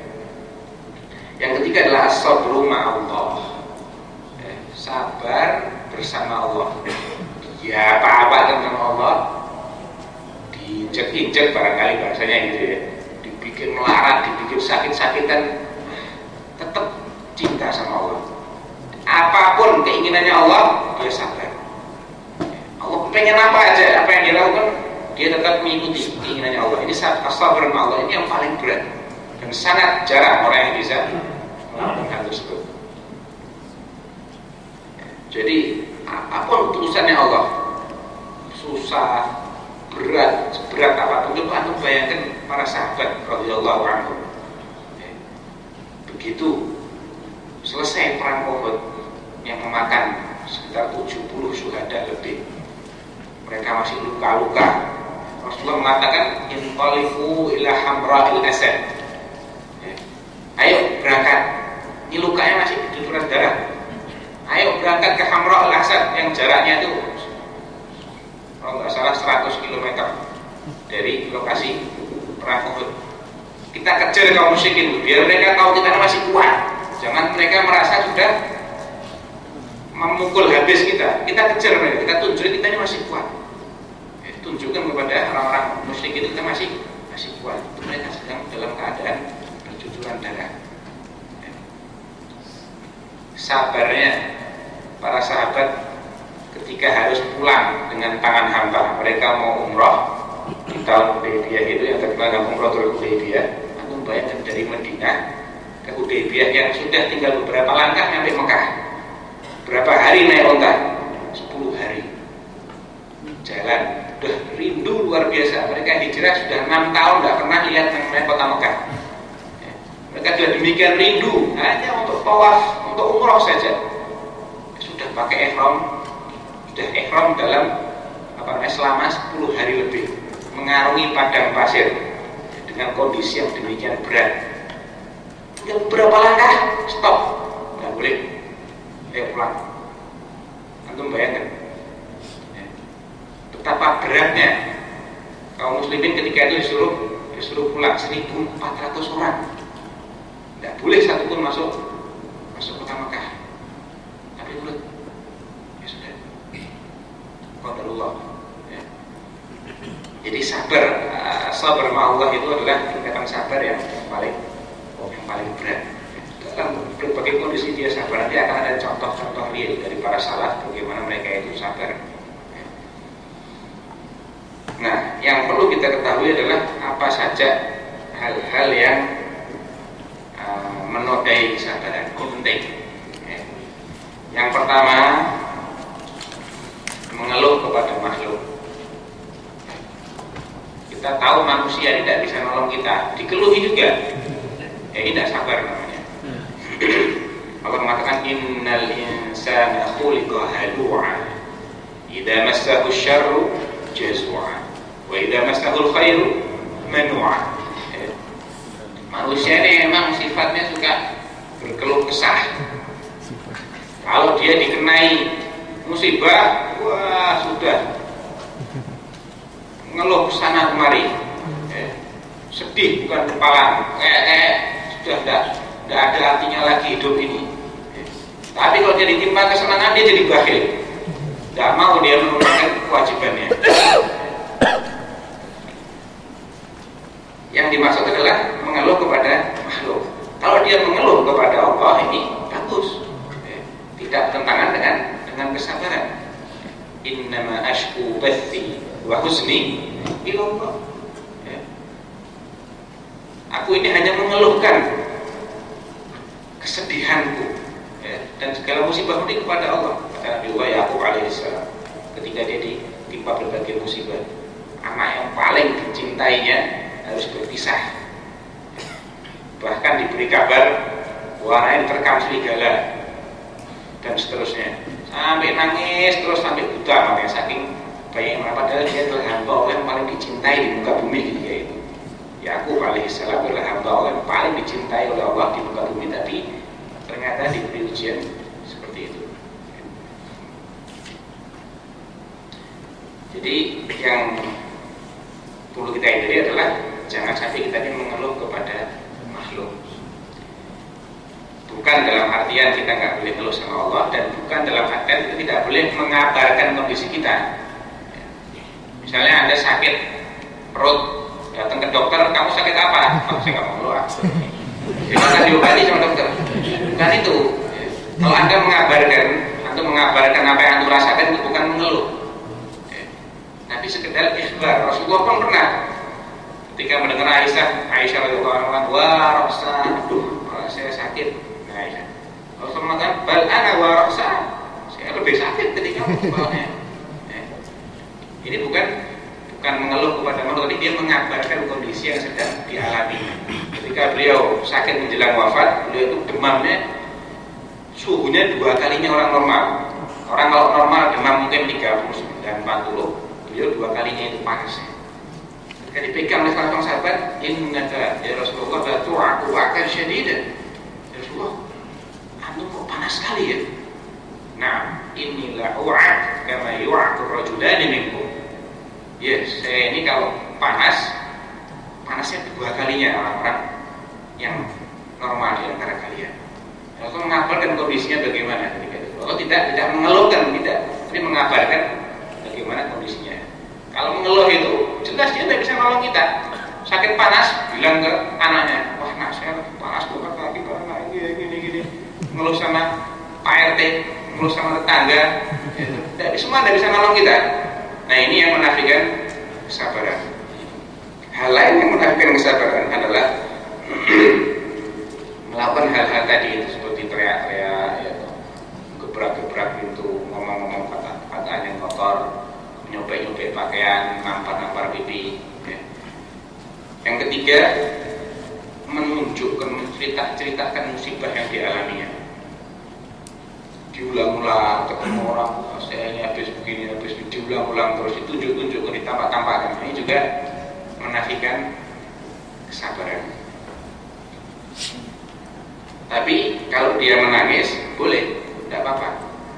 Orang kena musibah, dia sedih, dia nangis, itu tidak mengapa. Rasulullah pun ketika menggendong cucunya, anaknya Zainab, putri beliau, yang dalam keadaan sekarat, beliau nangis. Kayak sahabat Rasulullah, kenapa kok Anda menangis? Hadhihi rahmah ja'alallahu fi qulubi ibadi wa innama yarhamullahu min ibadihi ar-rahmah. Inilah rahmat, rasa kasih sayang yang Allah tanamkan di hati hambanya. Dan Allah tuh hanya menyayangi hamba-hambanya yang punya rasa kasih sayang. Wajar, nangis itu wajar. Ketika anak beliau Ibrahim radhiyallahu anhu, anak beliau yang laki yang terakhir, antum bayangkan betapa besar musibah Rasulullah. Semua anaknya itu meninggal ketika beliau masih hidup, kecuali Fatimah radhiyallahu anha. Al-Qasim meninggal ketika kecil, Al-Tahir, Al-Tayyib meninggal ketika kecil, Ummu Kulthum sudah besar. Anak kalau makin besar tuh kenangannya kan makin banyak kan? Ya, 20 tahun, tahu-tahu dipanggil sama Allah. Lebih sedih daripada kalau umurnya baru setahun 2 tahun. Belum banyak kenangan yang dirasakan bersama si anak ini. Ruqayyah juga meninggal sebelumnya, Zainab juga meninggal. Semuanya ketika beliau masih hidup. Terus punya anak namanya Ibrahim dari salah seorang budak beliau, itu Maria Al-Qibtiyah. Saking senangnya Rasulullah punya anak ini, dinamakan juga malam itu. Umur 3 tahun meninggal lagi. Makanya beliau mengatakan innal quluba la yahzan, innal quluba la tahzan, wa innal uyuna la tadma', wa inna li firaqika ya Ibrahim la mahzunun, walakin ma naqulu illa ma yurdi Rabb. Hati ini sedih wahai Ibrahim, mata ini bertujuan air mata, mata ini menangis, dan kami betul-betul sedih berpisah denganmu, tapi kami tidak akan mengucapkan kecuali yang diridhai oleh Allah. Jadi sedih, nangis itu boleh, tapi yang wajar. Jangan teriak-teriak sampai suaranya histeris, jangan, sekedar terisak-isak lah cukup. Dan sabar itu intinya pada pertama kali kita mendengar musibah, bukan sebulan kemudian. Ya semua juga bisa kalau begitu. Saya sabar Pak, tapi sebulan kemudian sama baik. As-sabru innama as-sabru inda sadmatil ula. Pertama kali kamu dengar musibah itu yang sabar, yang benar-benar itu ketika itu. Kemudian hal yang menafikan kesabaran adalah terlalu banyak berkeluh kesah, itu juga menafikan kesabaran. Misalnya al-hala, innal insana khuliqa halu'a. Sifat halu itu juga sifat yang menafikan kesabaran, yaitu kesal dan lain sebagainya. Nah, setelah kita memahami dua kondisi yang pasti kan dialami oleh setiap orang di antara kita ini, di penghujung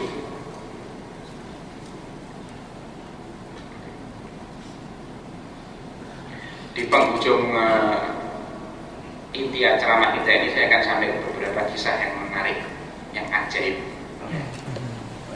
Salah satunya adalah kisah Nabiullah Ayyub alaihissalam.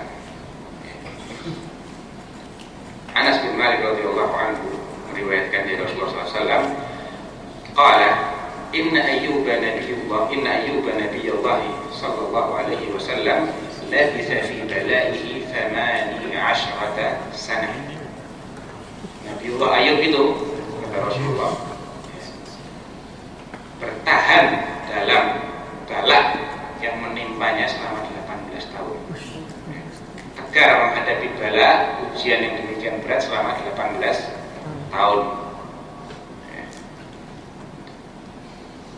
Farafadahul qarib wal ba'id, sampai orang-orang yang tadinya dekat, orang-orang yang kenal dengan beliau, dari teman dekat pun teman jauh, semuanya mencampakkan beliau. Tidak ada yang sabar untuk hidup bersama beliau. anak-anaknya semua pergi, istri-istrinya semua pergi, hartanya ludes, ya. Karena penyakit-penyakit yang menjijikan. Beberapa riwayat Israiliyat mengatakan tubuhnya dipenuhi oleh ulat. Ada yang mengatakan penyakitnya ada penyakit lepra, penyakit kusta. Semua anggota badannya terserang penyakit kecuali lisan dan hatinya saja. Aku bayangkan siapa yang bisa sabar merawat orang dengan musibah seperti itu. Yang kedua, ayat 18 tahun diuji dengan musibah seperti itu Allah. Farafadahul qarib wal ba'id illa rajulain min ikhwanihi kana min akhassi ikhwanihi. Semua temannya pada pergi kecuali tinggal 2 orang saja. Ini yang 2 orang ini betul-betul teman setianya, ya, teman sejatinya. Kana yadhuani ilaihi wa yaruhan. Keduanya ini rajin mengunjungi Nabiullah Ayub, baik di pagi maupun di sore hari. Datang ziarah, milih, beso, bagaimana. 2 orang, tinggal 2 orang ini temannya. Kalau saya punya teman banyak ini, kabur semua, tinggal 2 orang, coba bayangkan. Faqala ahaduhuma li sahibihi, ta'lam wallahi laqad adnaba Ayyub dhanban ma adnabahu ahadun minal alamin. Tahu enggak? Wallah, Ayyub ini mesti dia punya dosa besar, ya, yang belum pernah dilakukan oleh seorang pun di dunia ini sebelumnya. Tak mungkin Allah biarkan dia sakit terus 18 tahun. Ya, doa yang tidak pernah dikabulkan kecuali karena dia punya dosa besar mesti. Bayangkan teman setia yang satu-satunya harapan, akhirnya dia bilang begitu. Qala lahu sahibuhu wa ma dzak? Kok bisa kamu menyimpulkan seperti itu? Qala mundu 18 sana lam yarhamhu Allah fayakshifu ma bihi. Masa 18 tahun Allah tidak pernah kesian sama dia, biarkan aja sama Allah kayak gitu terus, tidak pernah disembuhkan sakitnya itu. Mesti ini ada sesuatu di baliknya. Falamma raha ilaihi lam yasbir ar-rajul hatta dzakara dzalika lahu. Akhirnya teman yang kedua ini ketika mengunjungi Ayub, dia penasaran luar biasa. Ya diceritakan, si fulan tadi bilang gini. Inna lillahi wa inna ilaihi raji'un. Akhirnya dia ngerasanya saya juga. Ini musibah ini. Sudah sakit 18 tahun, harta benda, sanak keluarga ludes semua. Teman setia pun akhirnya ngerasanya kayak gitu.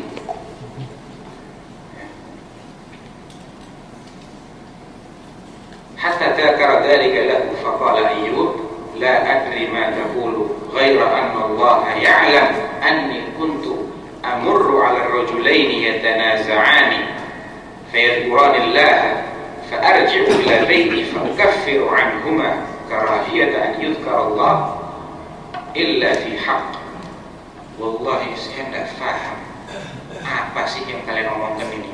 Saya tidak ingat pernah berbuat dosa sedikit pun, kecuali kalau tentu dosa, maka dosanya adalah saya pernah melewati 2 orang yang sedang cekcok, sedang berselisih, sedang perang mulut, ya.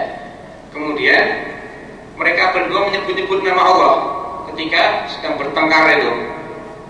Pulangnya saya ke rumah, saya membayar kafarah untuk mereka berdua, karena saya tidak senang nama Allah disebut-sebut dalam saat emosi. Itu saja. Kalaupun kesalahan saya yang kamu maksud saya bersalah, itu kesalahan saya. Ini kan bukan kesalahan, ini amal soleh justru.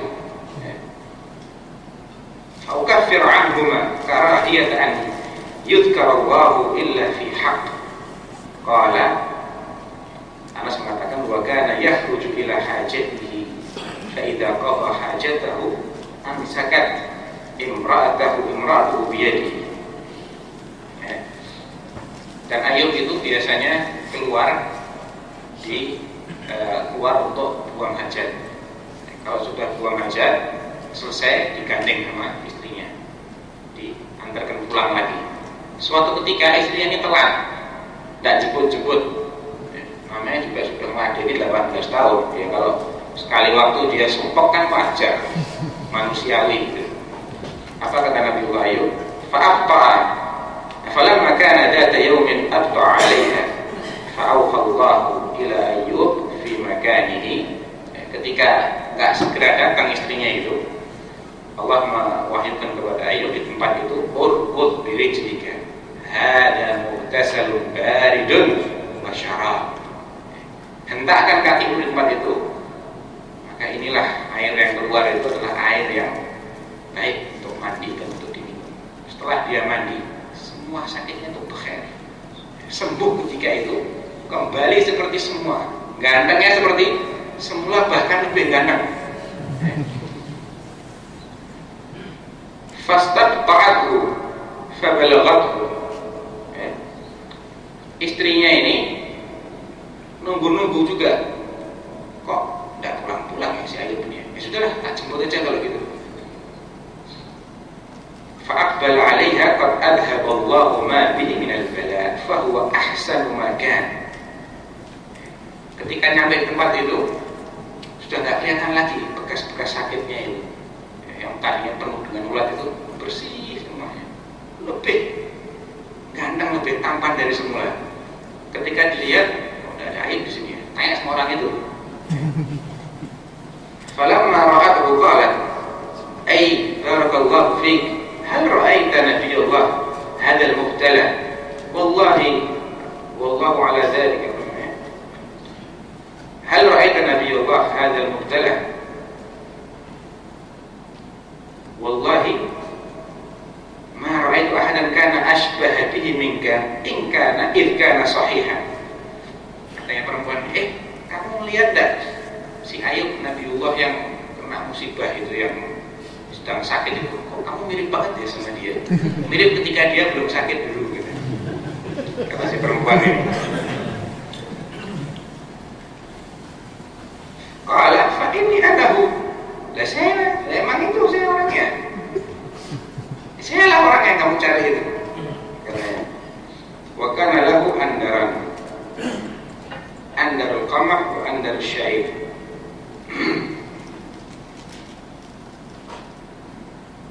Ya, ketika itu Ayub memegang dua bulir. Satu bulir itu isinya gandum, satu bulir lagi isinya syair.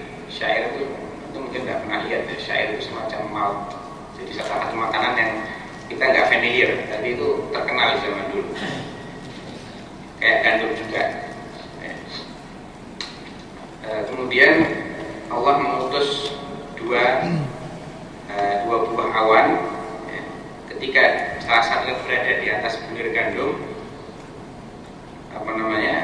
awan itu mencucurkan afragat fihi dhahab hatta fadat, wa afragatil ukhra ala andur syair al-warid hatta fadat. Jadi dua bulir itu dipenuhi, dihujani oleh awan sehingga menjadi emas, penuh dengan emas, yang satu lagi penuh dengan perak. Dalam Al-Quran Allah mengatakan, wa ayyuba idh nada rabbahu anni massani yadhurru wa anta arhamur rahim. Ingatlah Ayub ketika dia menyeru Rabbnya. Dia tidak mengatakan, ya Allah saya sudah lama kena musibah, anni massani yadhurru, saya tidak enak badan ya Allah. Wa anta arhamur rahim, dan engkau itu zat yang maha pengasih. Fastajabna lahu wa habna lahu ahlahu wa mithlahum ma'ahum. Kembalikan semua istrinya yang tadi berkabur semua itu, udah balik semua 2 kali lipat jumlahnya. Anak-anaknya juga 2 kali lipat, hartanya juga 2 kali lipat. Nah itu pahala orang yang sabar. Hadis ini diriwayatkan oleh Ibnu Hibban dalam Sahihnya dan Al-Hakim, dan disahihkan oleh Al-Hakim, bahkan sesuai dengan syarat Bukhari dan Muslim. Kisah berikutnya mirip, dialami oleh salah seorang tabi'in, muridnya Ibnu Abbas, namanya Abu Kilabah Al-Jarmi. Kisah ini diriwayatkan oleh Imam Ibnu Hibban dalam kitabnya yang namanya Kitabuz Thiqat, dengan sanad dari Imam Al-Auza'i. Dia meriwayatkan dari gurunya yang namanya Abdullah bin Muhammad. Katanya, kharajtu ila sahilil bahri murabitan. Aku pernah keluar ketika sedang bertugas berjaga-jaga ribat fisabilillah, menjaga perbatasan wilayah kaum muslimin. Saya pernah menyusuri pantai karena lokasi tempatnya itu di kota yang namanya Arish, Mesir. Sekarang masih ada kota itu. Kota Arish memang di pesisir kotanya. Beliau berjalan menyusuri pantai gitu sampai mendapatkan ada sebuah tanah lapang. Di situ ada sebuah kemah tua, kemah sudah lusuh. Didekati, di dalamnya ada orang tua, sudah tua ya. Kedua tangannya dan kakinya buntung semua. Pendengarannya sudah agak budek, matanya buta. Yang masih salim, yang masih sehat cuma lisannya. Diberi kumat kamit, lisannya kumat kamit. Didekati, apa yang dia baca? Dia mengatakan, Allahumma auzi'ni an ahmadaka hamdan mukafi'u bihi syukra ni'matika allati an'amta biha alayya wa faddaltani ala kathirin mimman khalaqta tafdila. Ya Allah, katanya orang ini, auzi'ni, yakni alhimni, berikan ilham kepadaku ya, agar aku bisa memujimu ya, untuk mensyukuri semua nikmat-nikmat yang demikian banyak kau berikan kepadaku, yang dengan nikmat tadi itu engkau melebihkanku dari banyak hambamu. Apa kelebihannya? Tangannya buntung, kakinya buntung, muka buta, ya, kupingnya budek, tidak punya sanak saudara sama sekali, miskin, tidak punya apa-apa. Kelebihannya apa? Kok dia bilang engkau melebihkanku dari banyak di antara hambamu? Penasaran banget nih si Abdullah bin Muhammad ini. فأي نعمة من نعم الله عليك تحمده عليها وأي فضيلة تفضل بها عليك تشكره عليها. Emangnya apa sih nikmat yang kamu dapatkan? Emangnya apa kelebihan yang kamu dapatkan kalau kamu sehingga kamu tidak bersyukur dengan kata-katamu tadi? Qala wa ma tara ma sana'a rabbi. Loh, kamu tidak lihat bagaimana apa yang Allah lakukan terhadap kata orang ini?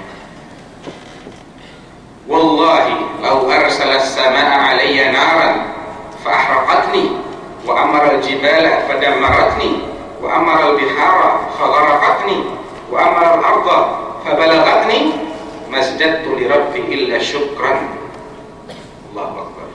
Wallahi, katanya, seandainya Allah itu mengirim langit kemudian menjatuhkan petir yang membakarku, atau mengirim gunung yang kemudian menumbukku, jatuh menimpaku, atau mengirim laut yang kemudian menenggelamkanku, atau mengirim bumi yang kemudian menelanku, ya, itu semua tidak akan menjadikanku kecuali lebih terima kasih kepada Allah.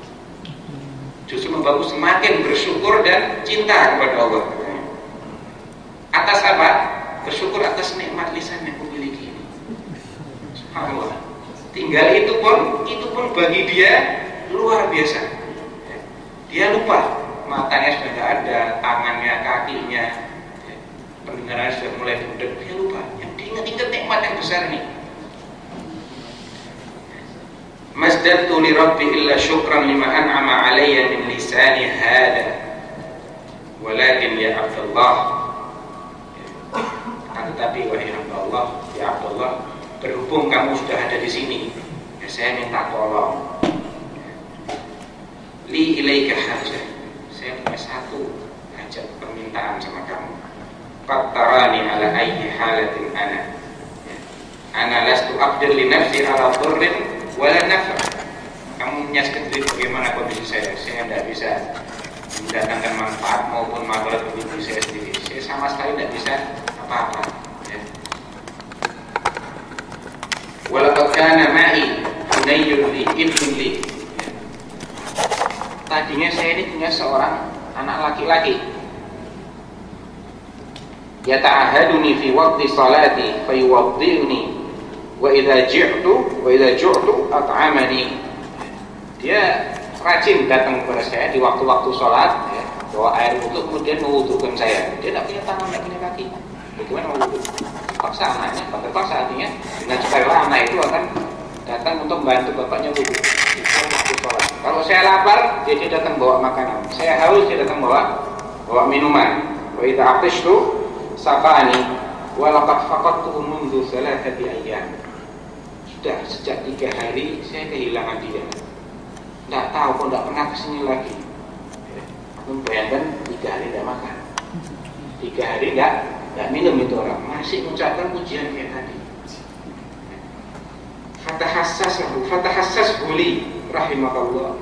Cobalah tolong kamu carikan di mana itu orang. Rahimakallah, semoga Allah merahmati.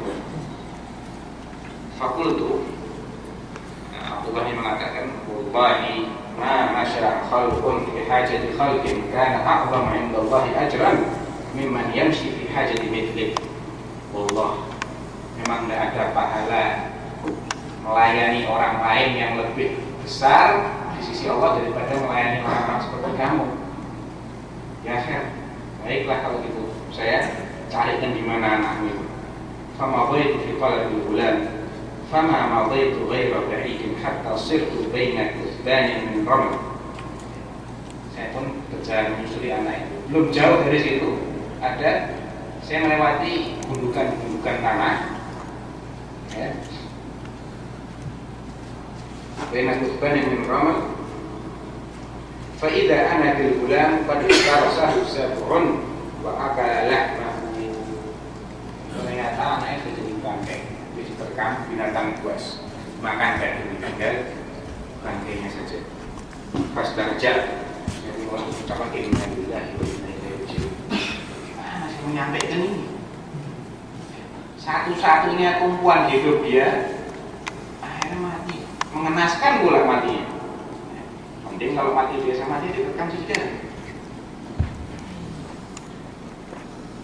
Wa qultu anna li wajhu raqiqin ata bihi ar-rajul. Waduh, saya kebalang bayang-bayang mukanya orang tua tadi yang demikian melas. Saya harus dengan bahasa apa saya akan nyampaikan kepada dia. Fa bainama ana muqbilun nahwa, ketika saya ingin datangi orang itu, saya ingat kita yang Nabi Ayub. إذ خطر على قلبي ذكر أيوب النبي صلى الله عليه وسلم فلما أتيته سلمت عليه. Akhirnya saya datang ke orang tua, saya sampaikan Assalamualaikum. Waalaikumsalam.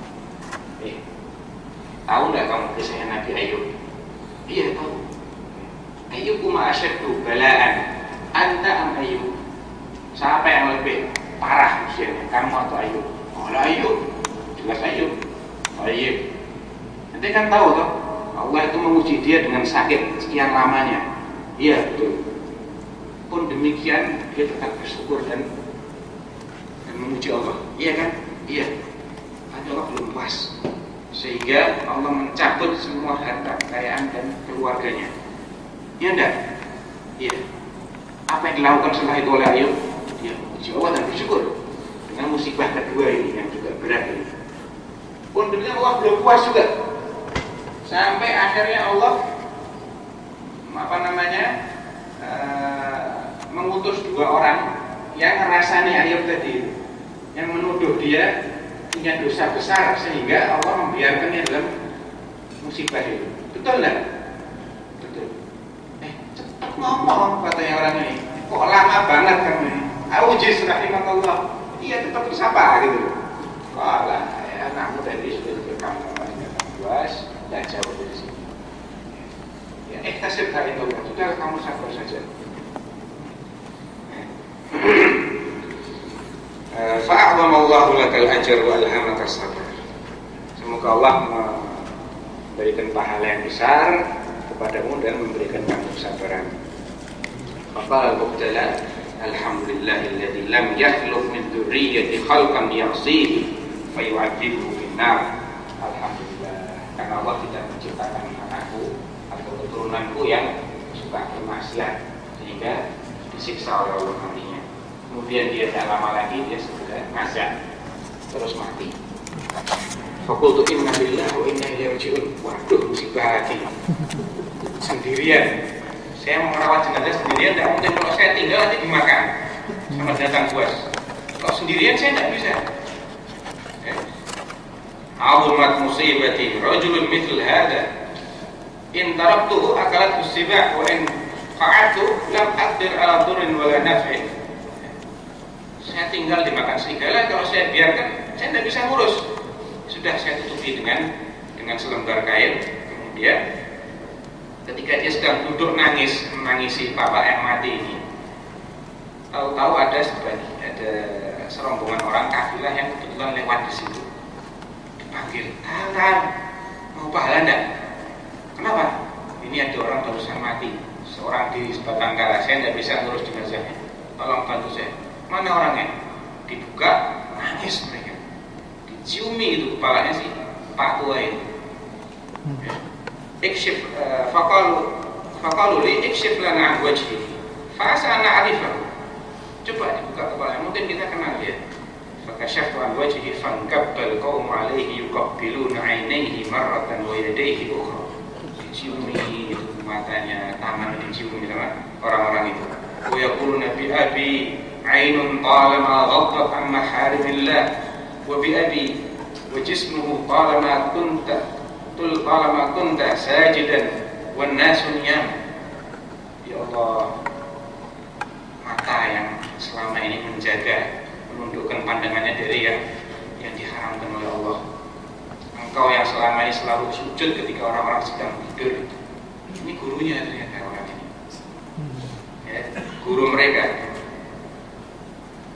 Fakultu man hada yarhamukumullah, ini siapa teman? Ya. Faqalu hada Abu Qiladah al-Jarmi. Ini Abu Qiladah al-Jarmi, namanya Abdullah bin Zaid al-Jarmi, ya, sahib bin Abbas. Sahib artinya muridnya Ibnu Abbas, ya, sahabat Rasulullah. Wa laqad kana syahidal hubbi lillahi wa lin-nabi sallallahu alaihi wasallam.